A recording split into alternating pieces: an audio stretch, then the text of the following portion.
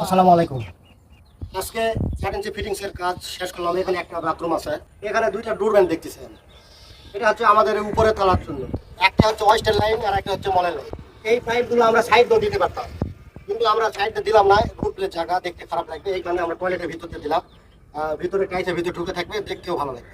এটা হচ্ছে আমাদের ডোরম্যান দিলাম এখানে। আমরা ভবিষ্যতে যদি কোনো সমস্যা হয় আমরা এখানে খুলে দিয়ে আমরা সহজেই আমরা পরিষ্কার করতে পারবো। এখানে এই জন্য ডোরম্যান দিলাম। এই যে হাইকো মোটর যে লাইনটা আমরা করছি, এখানে সাধারণত আমরা ওয়াইটি ব্যবহার করছি।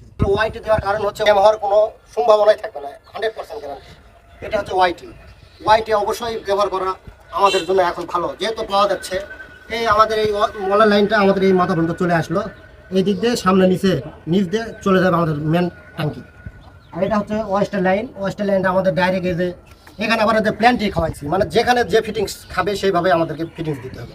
এখানে প্ল্যান্টই দিচ্ছি, এখানে ডোরম্যান। অবশ্যই আপনারা যদি ভিডিওটি ভালো লাগে এবং ফিটিংসগুলো ভালো লাগে অবশ্যই কমেন্ট করে জানাবেন।